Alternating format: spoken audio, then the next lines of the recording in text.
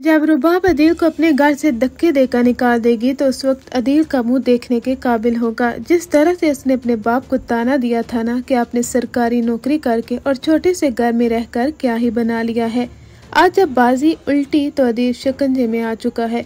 दूसरी जानब नताशा भी उसके साथ शादी नहीं करने वाली, क्योंकि वो सिर्फ और सिर्फ यही चाहती थी कि अदील रुबाब की दौलत पर कब्जा करे और सारी जायदाद को उसके नाम लगवा दे। जब उसे मालूम हुआ कि रुबाब को हकीकत मालूम हो गई है और वो अब इसे 1 रुपया भी नहीं देने वाली, इसकी वजह से नताशा शादी से साफ साफ इनकार कर देगी। तब तो अदील की शक्ल देखने वाली होगी। जब अदील को मालूम होगा कि नताशा उसके साथ शादी नहीं करना चाहती, उसने शादी से इनकार कर दिया है, तो वो काफी ज्यादा हैरान होगा। इसी वजह से ही अदील डिप्रेशन में चला जाएगा और काफी ज्यादा दरबदर की ठोकरें भी खाएगा।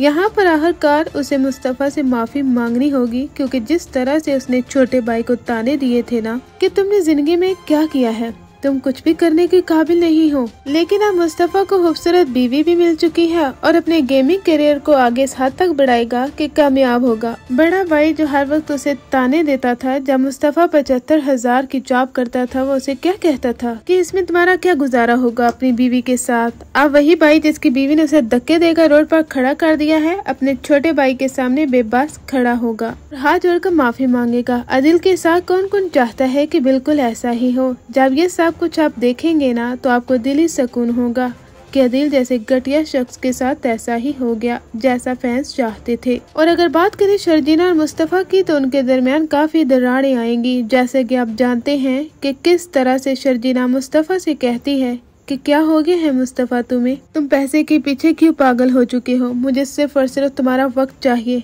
तुम्हें हमें वक्त देना चाहिए मुस्तफा। मुस्तफा कहता है जानती हो कि औलाद को पालना आसान नहीं है, उसके लिए स्ट्रगल करनी पड़ती है। तुम्हें क्या लगता है कि जिस तरह से मैंने सारी जिंदगी दरबदर की ठोकरें खाई हैं, कोई खुशी मुझे नहीं मिल सकी, तो क्या अपने आने वाली औलाद को इन चीजों से महरूम रखूंगा। इसलिए जिंदगी में स्ट्रगल भी करनी पड़ती है। मुस्तफा वो मुस्तफा नहीं है जो पहले हल्ला गुला करता था। मुस्तफा बदल चुका है, उसे तुमने बदला है शर्जीना। शर्जीना कहती है मैंने तुम्हें नहीं बदला, मुझे वो पुराना मुस्तफा वापस चाहिए जो मोहब्बत करने वाला था, जो मजाक करने वाला था। मुझे वही मुस्तफा चाहिए जो कमरे में गन डालता था।